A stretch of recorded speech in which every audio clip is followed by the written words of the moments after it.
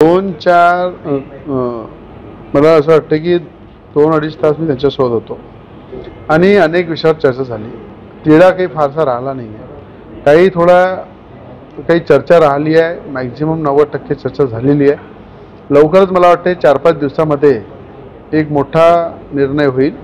त्या निर्णयाच्या आधी आमच्या ज्या राजकीय ज्या प्रक्रिया आहे, ज्या युवा पार्टीच्या ज्या कोर कमिटीची आहे, बाकीच्या ज्या विषय आहे त्यावर आम्ही सगळे मिळून चर्चा करू आणि युवा पार्टीच्या कार्यकर्त्यांचं सगळ्यांचं मत आणि त्याच्यानंतर मग आम्ही देशाचे पंतप्रधान मोदीजी, अमित शहाजी आणि देवेंद्र फडणवीस साहेब यांच्या निर्णयावर पॉझिटिव्ह निर्णय पक्षातर्फे घेतला जाईल.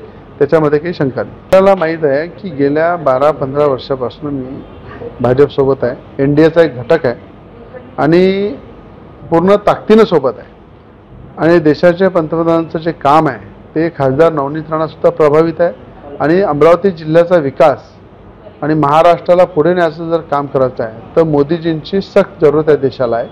म्हणून मला असं वाटतं की युवा पार्टीच्या कार्यकर्त्याची किती इच्छा असली की आमच्यासोबत नवनीत राणा राहिल्या पाहिजे, पण भाजपकडनं जो प्रस्ताव येईल त्यावर नक्कीच एक अध्यक्ष म्हणून आम्ही त्याच्यावर पूर्ण चर्चा करू आणि पॉझिटिव्ह अमित शहाजी मोदीजींचा जो निर्णय आहे त्याच्यावर पॉझिटिव्ह आम्ही निर्णय घेऊ. बिलकुल एक महिला चेहरा म्हणून खासदार नवनीत राणांची एक देशामध्ये छबी आहे आणि मी डोळ्यांनी पाहिलं आहे की देशाचे पंतप्रधानसुद्धा आणि देशाचे गृहमंत्री अमित शहाजीसुद्धा त्यांची स्तुती करतात, त्यांच्या कार्याची दखल घेतात आणि नक्कीच जर कुठल्या प्रकारच्या अशा घडामोडी झाला तर एक मोठा चेहरा म्हणून त्या महिला चेहरा म्हणून देशात काम करतील आणि आपल्या राज्य आणि जिल्ह्याचा पुढे न्यायचं ते काम नक्की करतात. निश्चितच काय असते, आता कुठलाही राजकीय पक्ष किंवा आज आम्ही सुद्धा युवा पार्टीच्या वतीने निर्णय जर कुठला घ्यायचा आहे तर आम्हालाही असं वाटतं की सुप्रीम कोर्टाचा जो निर्णय आहे तो आमच्यासाठी अंतिम निर्णय आहे. आम्ही ज्या पद्धतीनं आमच्या बाजू सगळ्या मांडलेल्या आहे,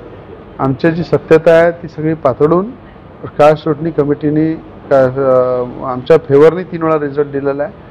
म्हणून मला असा विश्वास आहे कायदेशीर सगळ्या बाजू मजबूत असल्यामुळं नक्की आम्हाला न्याय मिळेल. पण न्याय मिळेपर्यंत मला असं वाटतं आम्ही सुद्धा वेट आणि वॉचच्या भूमिकेमध्ये आहे आणि ते सुद्धा वेट आणि वॉचच्या भूमिकेमध्ये असतील.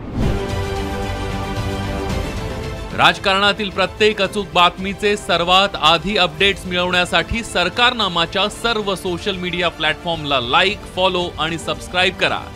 तसंच सर्व नोटिफिकेशनसाठी बेल आयकॉन प्रेस करायला विसरू नका.